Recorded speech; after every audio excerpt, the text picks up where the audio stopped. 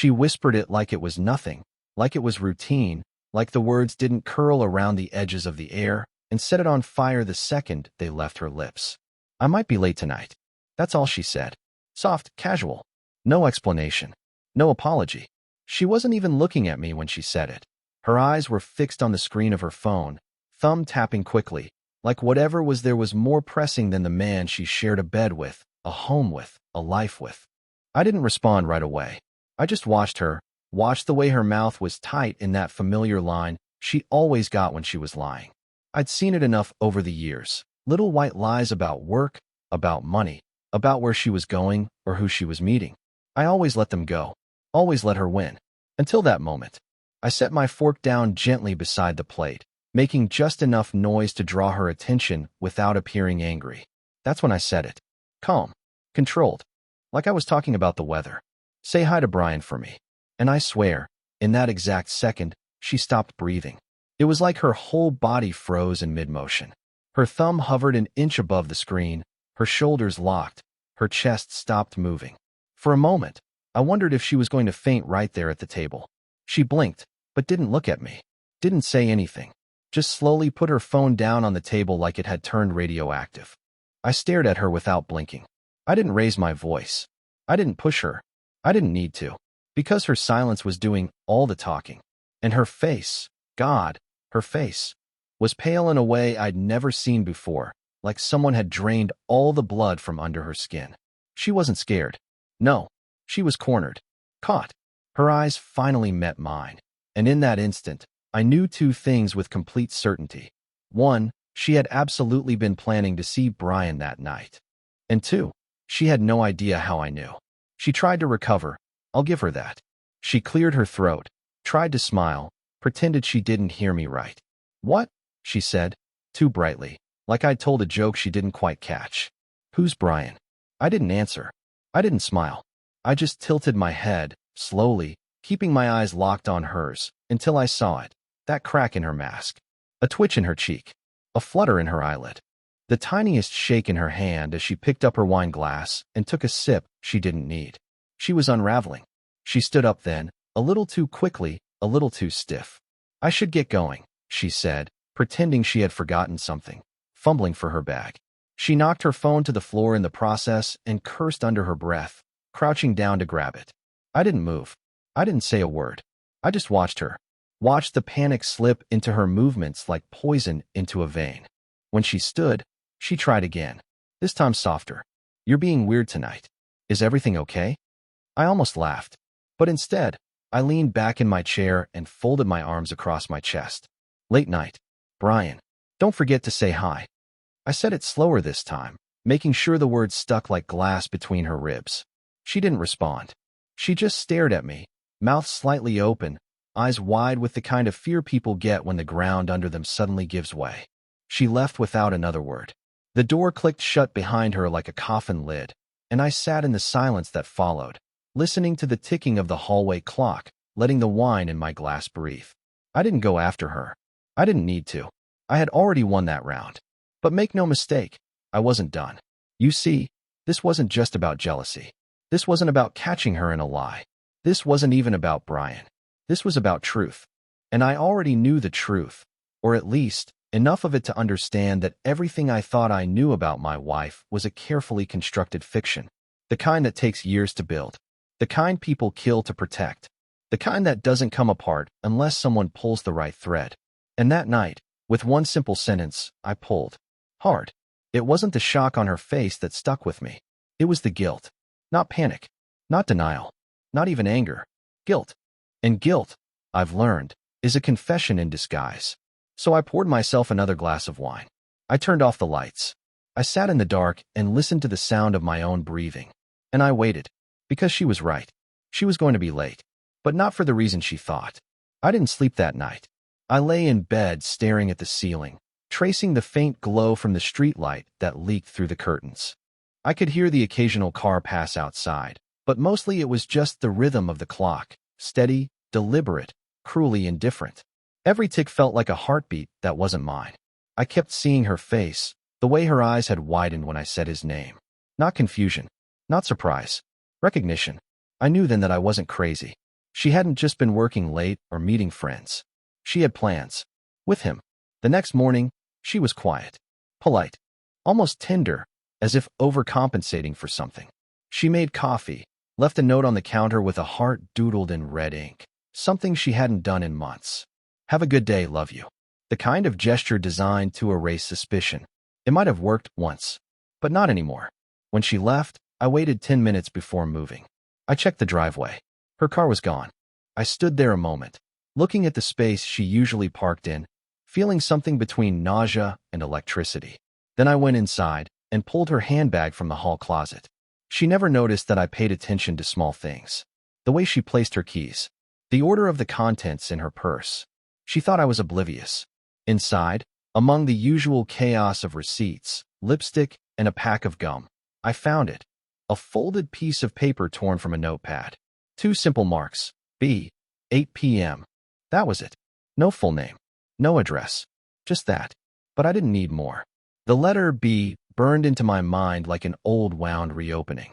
I hadn't heard that name in years. Brian. Her ex. The one who never quite went away.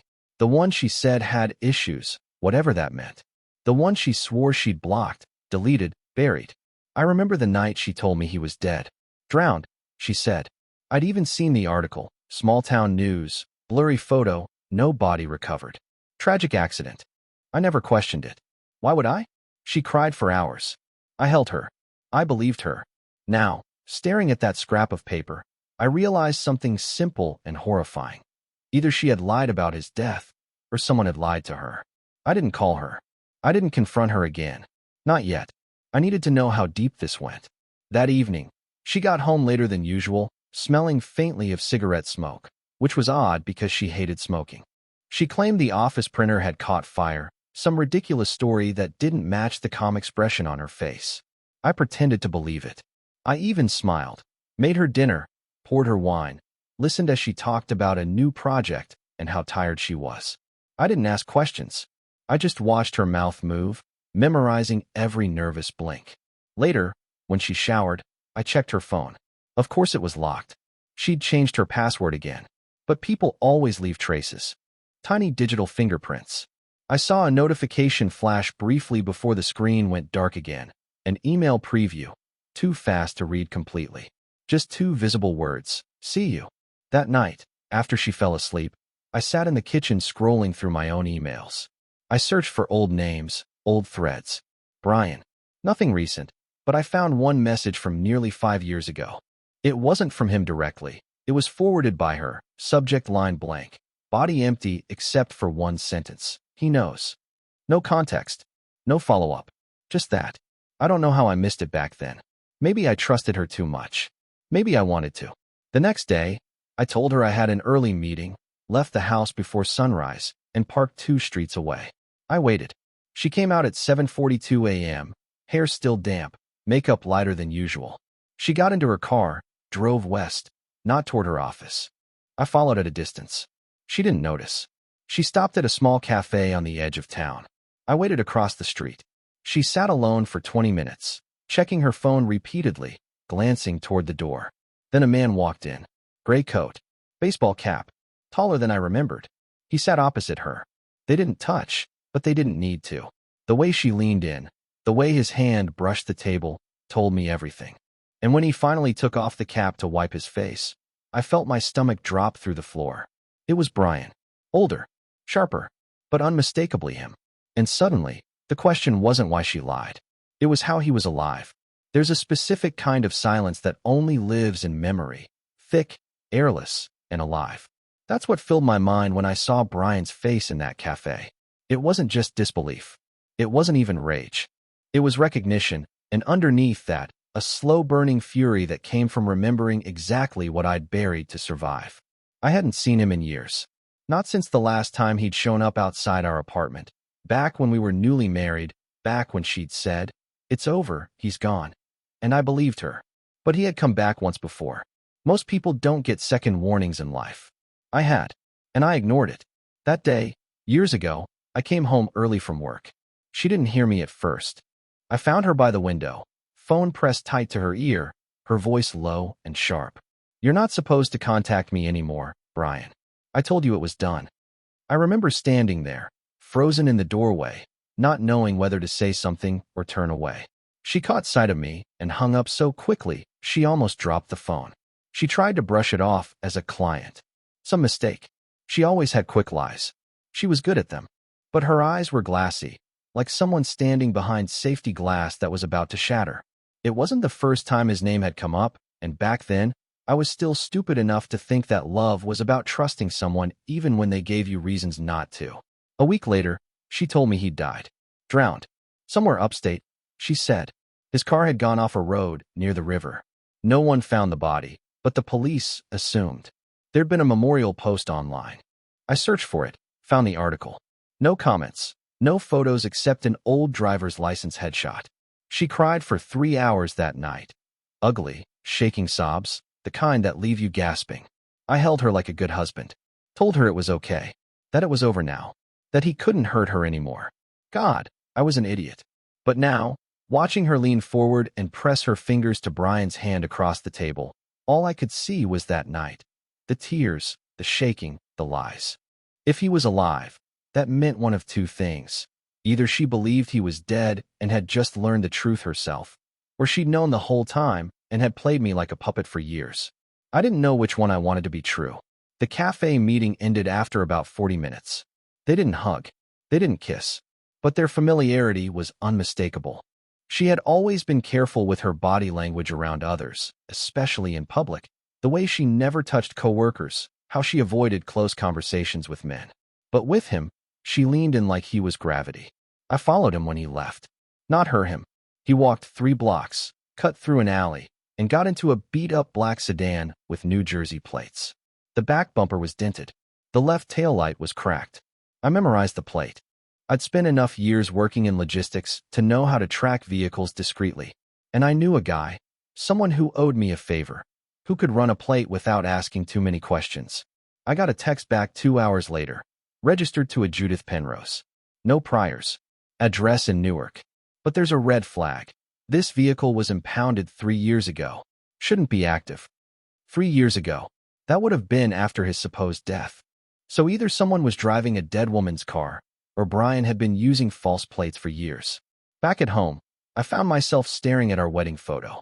Her smile was soft in that picture, unguarded. That version of her seemed 1,000 miles away.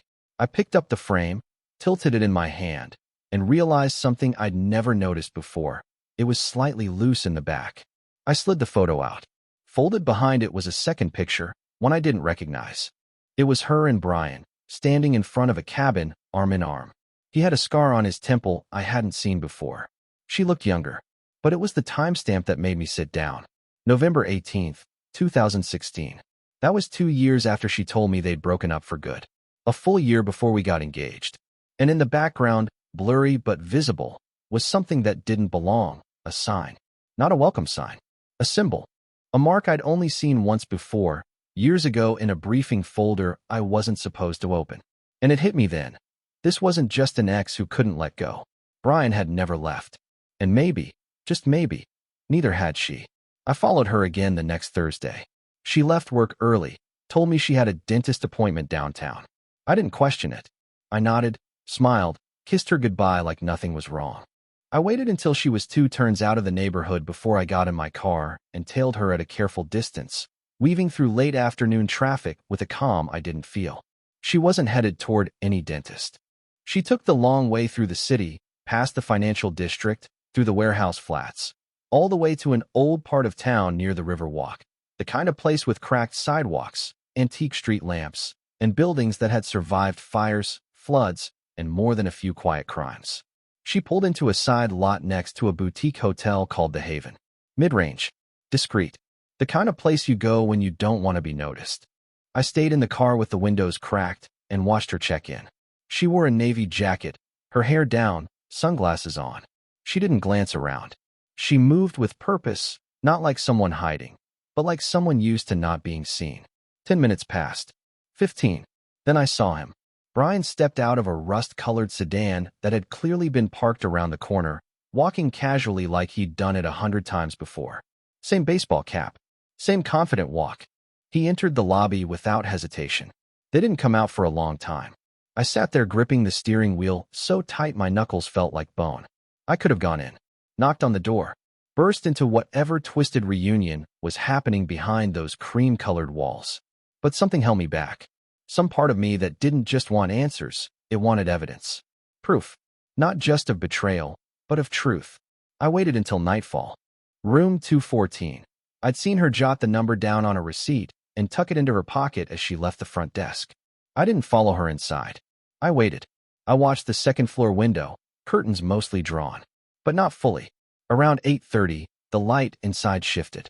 A silhouette moved past the gap in the drapes. Then another. Then someone, Brian, pulled the curtain open slightly, just enough to see the night. That's when I saw her behind him, hands on his shoulders. She kissed his neck. It wasn't an illusion. It wasn't something I could explain away. She kissed him like you only kiss someone you know deeply, someone you remember. And when he turned to face her, she smiled in a way she hadn't smiled at me in months. Years, maybe. I didn't feel rage. I didn't even feel heartbreak. What I felt was cold, like something inside me had finally stopped pretending. I took out my phone and snapped a photo. Then another. Then I filmed for a full minute, long enough to capture her, clearly, brushing the collar of his shirt with that soft, practiced touch she used to reserve for me. The worst part? She looked happy, like herself, like before something broke. And for a second, I thought, maybe I'd never actually known her. Maybe the woman I married was always someone else's creation, someone who knew how to perform affection just well enough to pass for real. They stayed in that room overnight. I left just after midnight. I didn't want to watch them turn off the light. When I got home, I didn't sleep. I sat at the kitchen table with the lights off, staring at my phone, at the frozen image of the two of them together in that window. And something strange happened. I didn't cry. I didn't shake. I didn't punch the wall or curse or scream. I opened my laptop. I opened a folder I hadn't touched in 5 years, a private one, hidden beneath layers of noise. Inside were scans, documents, an old briefing, the same insignia I'd seen in that photo behind them at the cabin, a symbol etched into the wooden sign above the door, a crest that belonged to a group I once knew too well. And just like that, this stopped being a story about infidelity. This became about what she was running from. Because now I knew the truth. Brian wasn't just alive. He had never left the game. And if she was with him now, she hadn't either. She didn't know I was waiting when she came home the next morning. She entered quietly, shoes in hand, hair tied back, the way people walk into places where they don't want to weigh guilt that's already screaming in their heads. I stayed seated in the armchair by the window, in the shadows, letting her close the door behind her, hang her coat, and move a few steps toward the hallway before I spoke. "You sleep okay?" Her body locked like a machine that lost power mid-movement. She didn't turn, didn't speak. I watched her shoulders rise, pause mid-breath. I made coffee. I added calm level. She finally turned toward me, and in that second, I could see how carefully she tried to rearrange her face into something resembling normal. But it was too late. "You're home early," she said. "No dentist today?" I asked. "Or did you find one with room service and Egyptian cotton sheets?" Her lips parted slightly. She took a step forward. "What are you talking about?" I stood, slowly, holding up my phone. I didn't need to press play. The thumbnail said enough. Her silhouette, lit by soft lamp glow, standing behind Brian, hand on his shoulder. The timestamp in the corner said 8:32 p.m. Her face broke open then, not with panic, but something deeper, something quieter, like she'd been holding her breath for months, maybe years. And this was the moment she finally accepted there wasn't any air left. "You weren't supposed to see that," she said, almost a whisper. "Then why do it in front of a window?" I replied, sharper than I intended. She didn't answer right away. She crossed the room, sat down at the edge of the couch like her bones were made of glass. Her eyes were fixed on the floor, voice low. "You wouldn't believe me if I told you. Try me." She hesitated. I watched her jaw flex. Something inside her was shifting, like the lie had grown too large to hold. "He's not supposed to be alive," she said finally. I stayed silent. "I staged it," she continued. "I helped him disappear. Years ago, we planned it together. I thought he was dead too, until 2 months ago when he called from a blocked number and said, 'We need to talk.' I couldn't tell if I wanted to laugh or scream. You staged a death?" Her eyes met mine then, steady, no longer hiding. "We had to. We were both in deep, and the only way out was to vanish. But he never went. He used the exit as leverage. He cut ties with the people we worked for, but he didn't go far. He stayed close, watching, waiting. I sat down again, letting her words coil around my brain like smoke. What kind of people? She didn't flinch. Organized. Old school.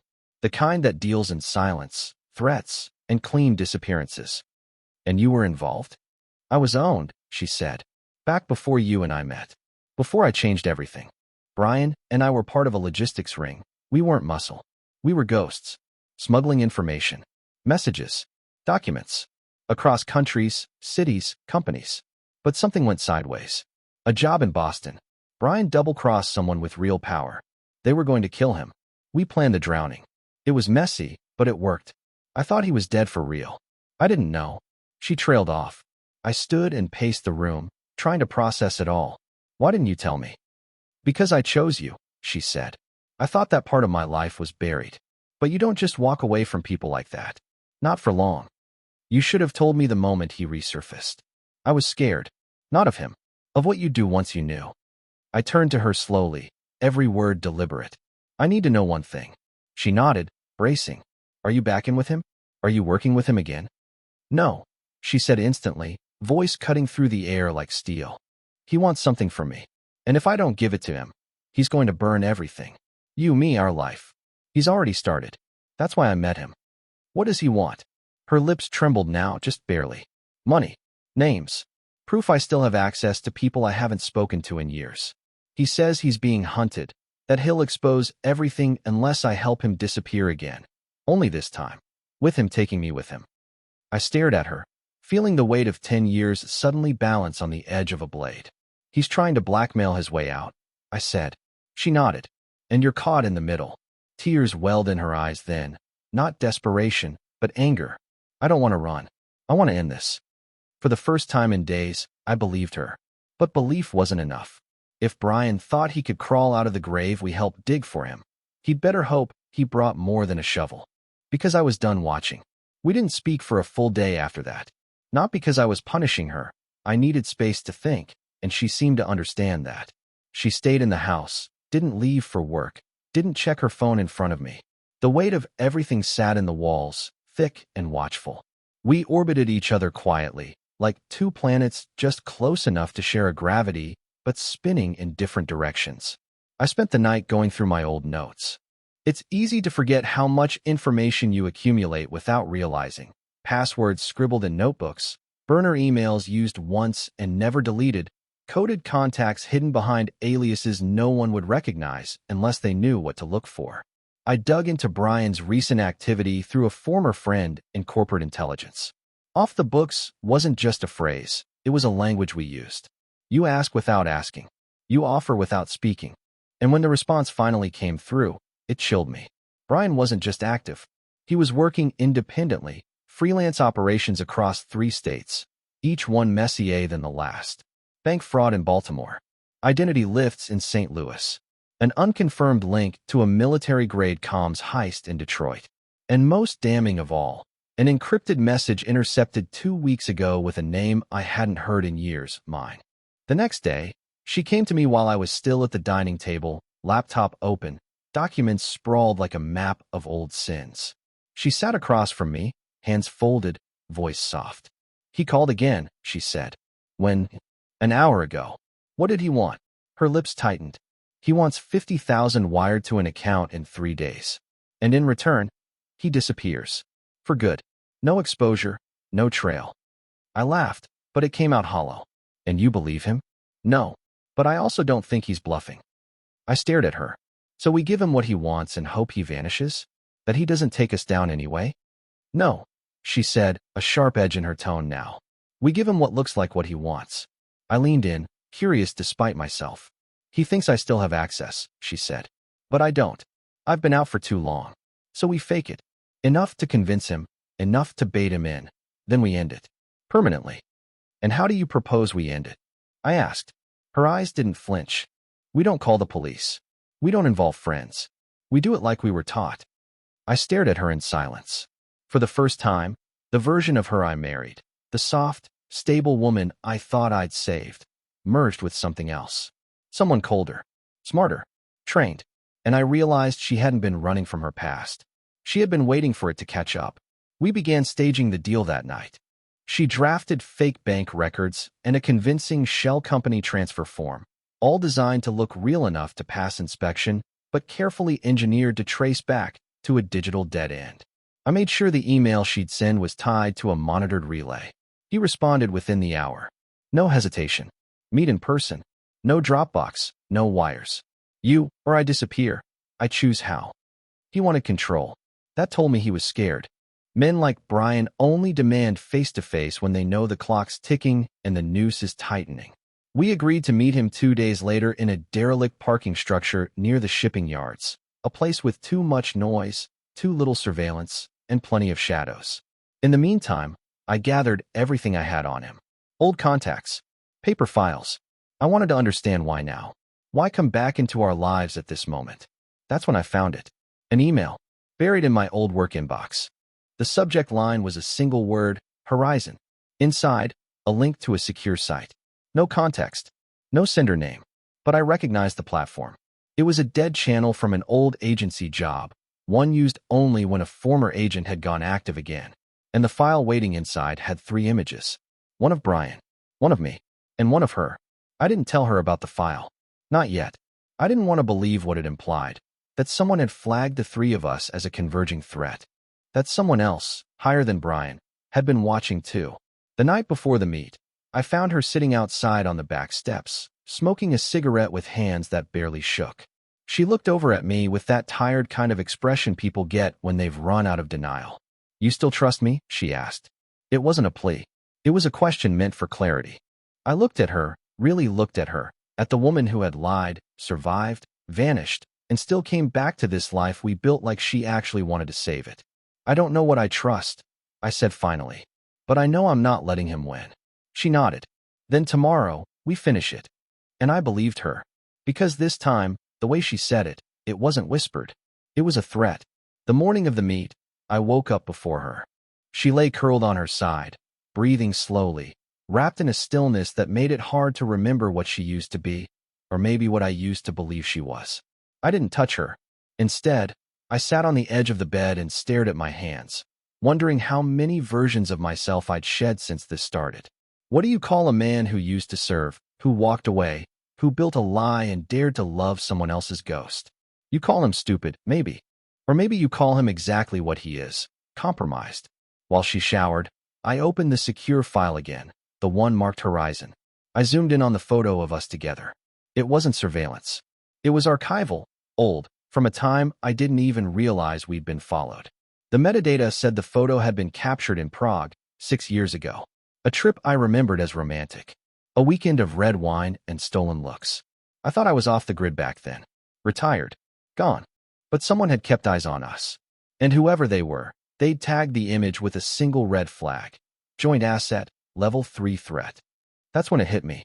This wasn't just about Brian blackmailing her. This was bigger. We hadn't just run from something. We were still part of something, whether we liked it or not. And if someone higher up had flagged us, then this wasn't going to end with a quiet payoff and a disappearing act. No, this was a cleanup. And someone had decided our expiration date was getting close. I started digging. Into her. Into myself. Into records I wasn't supposed to still have access to. I logged into an old intelligence shell account, buried in layers of encryption, praying the trail had gone cold enough that no one would be watching. I searched her birth name, the one I'd only seen once. On a sealed court document buried in our attic inside a hollowed-out law textbook she claimed came from a college roommate. Elena R. Kovacs. Not her name anymore. Not for over a decade. The first file I found had been wiped, but fragments remained. Enough to build a picture. She'd been recruited at 19 by a shell entity that operated out of Warsaw. Not government. Not military. Contract work. She had 6 missions flagged under aliases. 4 of them in Eastern Europe. 2 in the States. One of them tied to Brian M. Vexler, her partner. And not just in the field. They were lovers long before I knew her. The kind of bond forged by close calls, shared lies, and blood. That's what made it sting the most. I'd always known there was a history there, but this wasn't some ex-boyfriend from a bad chapter. Brian had built her. And maybe she'd built him, too. They were created together, pulled into a world where connection wasn't weakness. It was the only thing that kept you alive. So where did I fit in? Further into the records, I found my name. Not where I expected it, not in my own archived files, but in hers. A report filed by someone named SV 191, dated 8 years ago. The language was vague, but one line stood out like a knife through ice. Subject embedded with Mark Teller. Operational overlap suspected. Emotional entanglement confirmed. Emotional entanglement confirmed. I didn't know whether to laugh or break something. Had she reported on me? Or had someone else seen what we didn't want to admit was happening back then?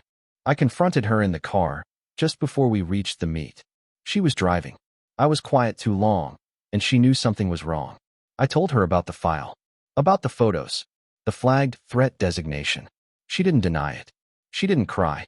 She just pulled the car over slowly, turned off the engine, and sat with both hands on the wheel like she was trying to stop herself from shaking. I didn't want it to start like that, she said. It was a job. That's true. But what came after, that was real. You were never part of the plan. Then what was I? I asked. My voice was colder than I expected. She turned to me. Her eyes were sharp now. The soft version of her was gone. You were the first thing in my life that made me want to stop lying. I looked at her then. Really looked. And for the first time, I saw not the woman I married, but the operative she used to be. The agent. The asset. The ghost. And the worst part? She looked exactly like me. We parked 2 blocks from the structure, just far enough not to draw attention. The sky had turned that dirty shade of gray you only see in industrial zones. Half light, half smoke. There were birds circling above the stacked shipping containers like they knew something was about to go wrong. And deep inside me, I felt the same thing. She checked her phone once, nodded at something, then handed it to me. If anything happens, don't come after me.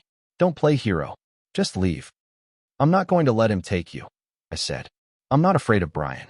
That's not the problem, I replied. The problem is I think he's afraid of something else.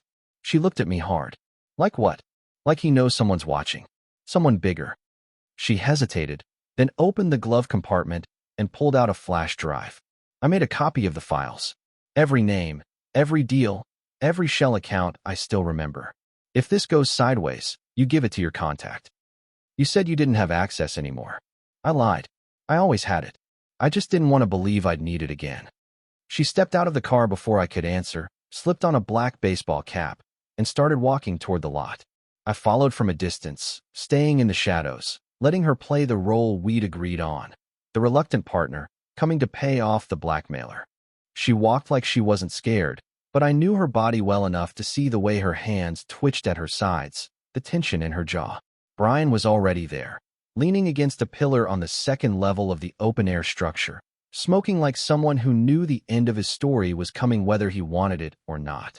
I stayed low, tucked behind a rusted-out sedan 1 level below, watching them through the gaps in the concrete slats. Their voices echoed, too far for exact words, but I could feel the heat in them. Then, without warning, Brian turned and pulled a gun. Not aimed at her. At me. I know you're here, Mark, he shouted. You think I didn't know you'd follow her? I stepped out slowly, hands up, heart pounding. You were always a paranoid bastard, Brian. He laughed once, short and bitter. That's why I'm still alive. And now you're just trying to buy time, I said. You're running scared, and this is your last move. Wrong, he said. This isn't my last move. This is yours. But something was off. His eyes weren't on me. They were scanning the edges of the structure. Watching. Waiting. That's when I knew. This wasn't just about him or her, or even the past. This was a handover. A test. And we weren't the only ones on the board. I reached for my phone, sent the ping, one we'd programmed the night before. If it lit green, the extraction team she'd hidden years ago would get the signal. If it stayed red, we were alone. The bar turned green. Brian saw the shift in my expression. You smug bastard, he said. You think you've got me? No, I said. You had yourself the moment you stepped back into our lives. And then she moved. Fast. Clean. No hesitation. A hard sidestep and a knee to his groin, the gun clattering across the pavement. I rushed up the ramp, just in time to see her press him to the ground with one foot on his neck. Give me the drive, she said. He laughed through gritted teeth. You think that's the only copy? She leaned down, eyes burning. I don't care about the copy. I care about the silence. And she pressed harder. I pulled her back before she could finish it. Not yet, I said. Let him talk. And Brian did talk. He confessed to what I already suspected. He'd never wanted out. He'd wanted control. But his own people had turned on him. They were hunting him now. That's why he'd come back. Not for her. Not for revenge. For leverage. You were the last loose end, he said. She was the insurance policy. And you were the wild card. You used to be smarter, I said. You should have stayed dead. He grinned, even under our feet. You still think you're the ones writing this story? We didn't answer. We just left him there. Tied. Gagged. GPS tagged. And 3 minutes later, the extraction team swept in like ghosts. No questions, no explanations. She didn't look back. Neither did I. The warehouse we used to regroup was the kind of place you'd never look twice at. Rusted roof, broken windows, graffiti faded by sun and salt. She said it used to be a distribution hub back in the 80s.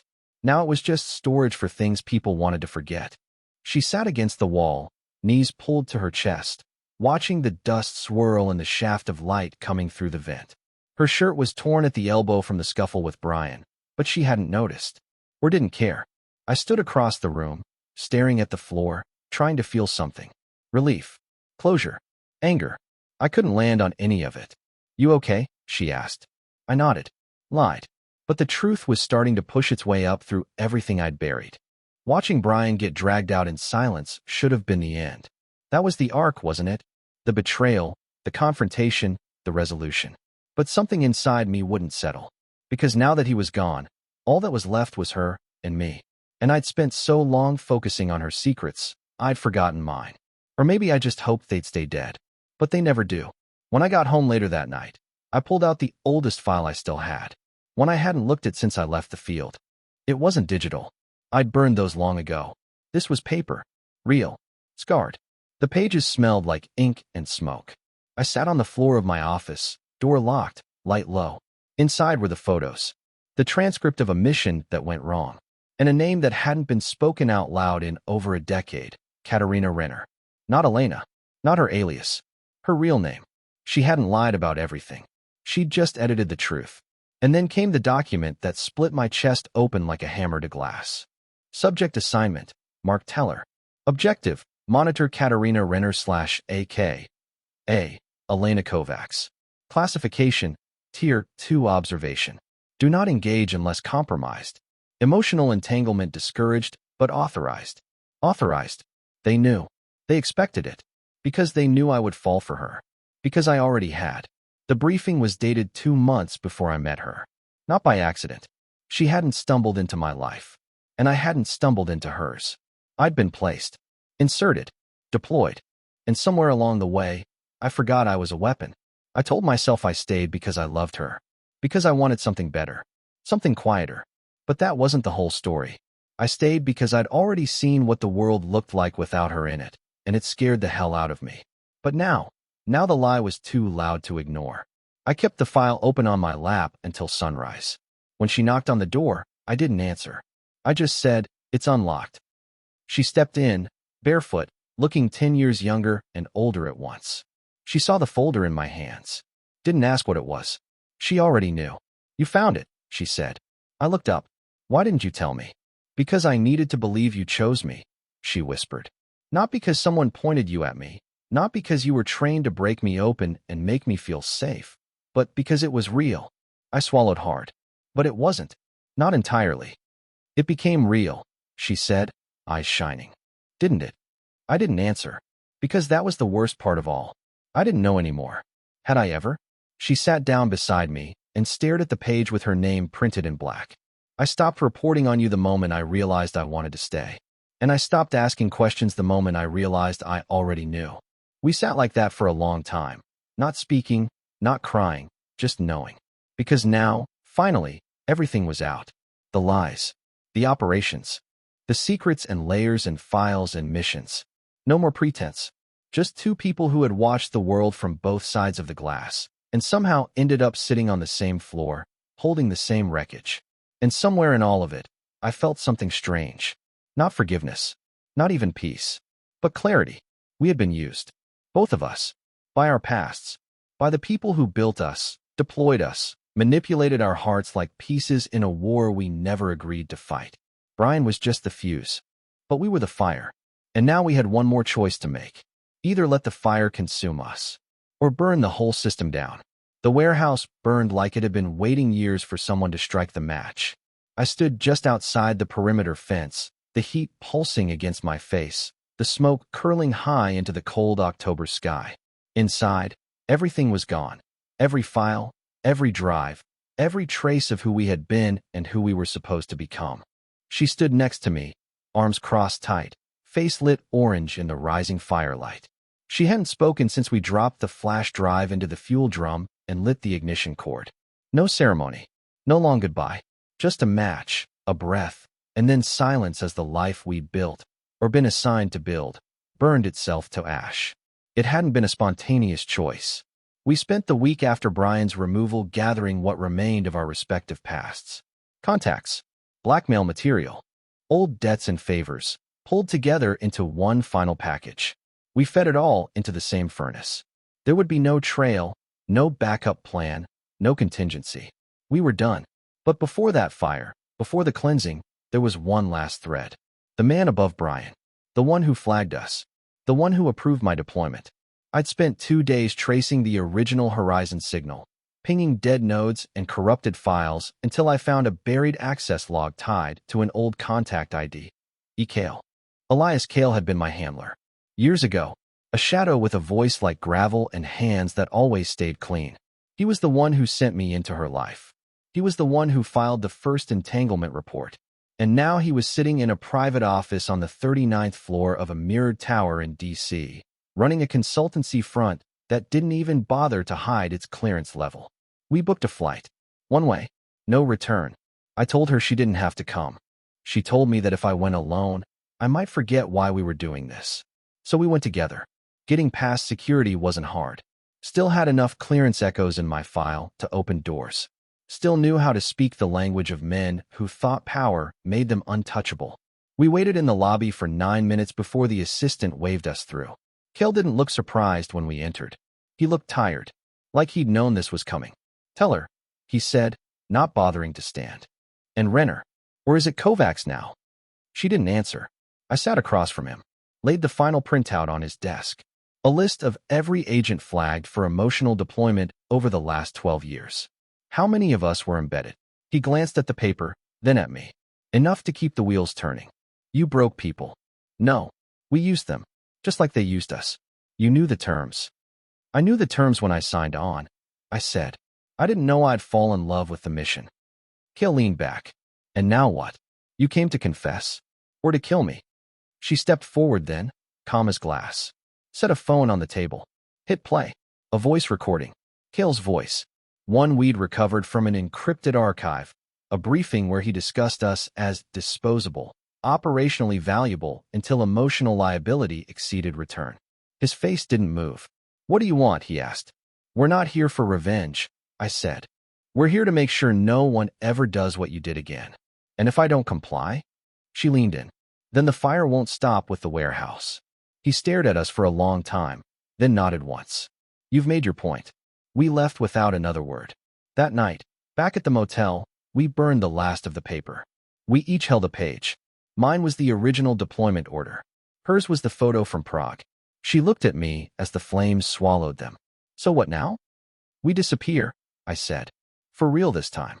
You think we'll ever stop looking over our shoulders?" I looked at her, eyes tired but steady. "No, but maybe we'll stop hating what's behind us." We left the next morning. No destination. No plan. Just the road and the silence. At a diner somewhere in Iowa, she reached across the table, took my hand. "We could be anyone now," she said. I smiled. "No," I said. "We already were." And outside, the world kept moving. No explosions. No applause. Just two ghosts in borrowed names, finally free of the weight they'd carried for too long.